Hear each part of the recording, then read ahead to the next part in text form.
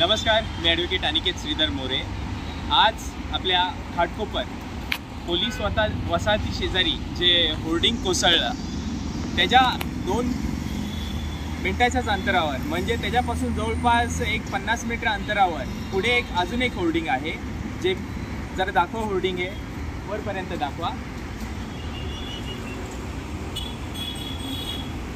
आणि हे होर्डिंग कुठल्या जागेत आहे हे सुद्धा दाखवा, इकडे दाखवा।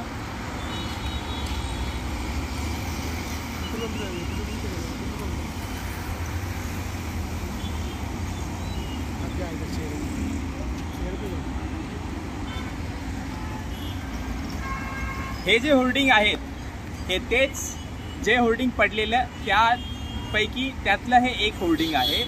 एकूण 5 होर्डिंग लागल्या होत्या, या लाईनशीर ज्या होर्डिंग होत्या त्यातलं एक जे होर्डिंग आहे ते हेच दाखवण्यासाठी मी हा व्हिडिओ बनवत आहे।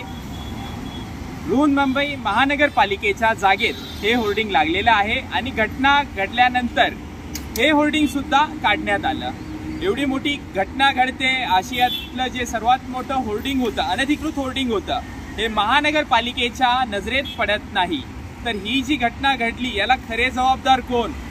तर आपल्या सर्वांना माहिती असेल, ज्या महानगरपालिकेच्या अधिकाऱ्यांनी हे जे अनधिकृत होर्डिंग होतं त्या होर्डिंग विषयी स्थानिकांनी अनेकदा महानगरपालिकेला, पोलीस प्रशासनाला अर्ज देऊन सुद्धा त्यांनी डोळे झाकलेले। आणि आज महानगरपालिका म्हणत आहे ते होर्डिंग आमच्या जागेत नव्हतं।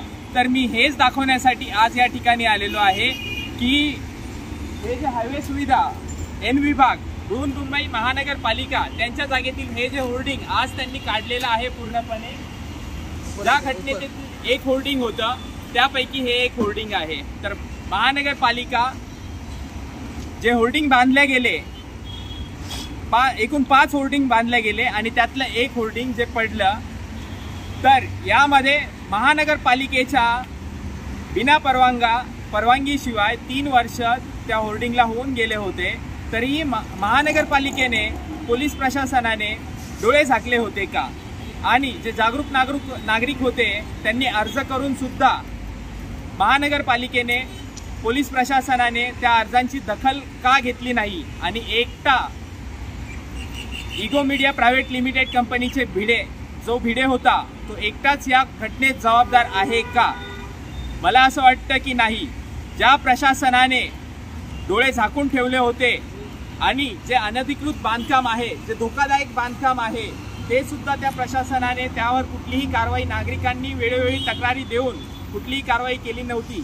तर त्याकरिता जे लोहमार्ग पोलीस सहआयुक्त आहे, ज्या लोहमार्ग पोलिसांच्या जागेत जी जागा मुंबई पोलीस जे आहेत त्यांच्या राहण्याच्या घराकरिता होती, त्या बिल्डिंगी विदाऊट मेंटेनन्स कोलॅप्स होऊ दिल्या जाणीवपूर्वक, आणि त्या जागेत पेट्रोल पंप बांधण्यात आलं आणि त्या होर्डिंग उभ्या करण्यात आल्या। तर यामध्ये जे प्रशासन आहे, संबंधित अधिकारी आहेत, त्यांच्यावर सुद्धा सदोष मनुष्यवधाचा गुन्ह्याची नोंद झाली पाहिजे आणि तेही त्यांच्या निष्काळजीपणामुळे ही जी दुर्घटना आहे ती घडलेली आहे। तर या घटनेमध्ये संबंधित अधिकारी आहेत यांच्यावर सुद्धा गुन्हा नोंद झाला पाहिजे आणि जो भिडे आहे त्याच्या विरोधात तक्रार केली आहे, हे प्रशासकीय अधिकारी आहेत त्यांच्या विरोधात सुद्धा तक्रार नोंद झाली पाहिजे।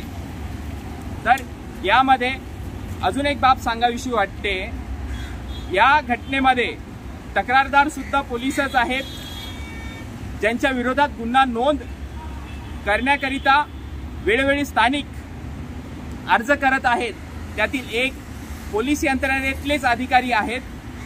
तर या गुन्ह्याचा तपास जो आहे तो होईल, परंतु कसा होईल, काय होईल याची शाश्वती देता येत नाही।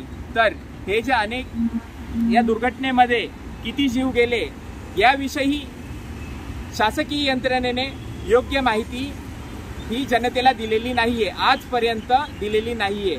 तर प्रशासन या सर्व गोष्टींना जबाबदार आहे। या घटनेमध्ये जे मूळ चूक जी आहे ती प्रशासनाची आहे आणि त्यामुळे माझी हीच विनंती असेल की प्रशासनाविरुद्ध कारवाई करण्यात यावी, जे प्रशासकीय अधिकारी आहेत त्यांच्या विरोधात गुन्हा नोंद करण्यात यावी। धन्यवाद।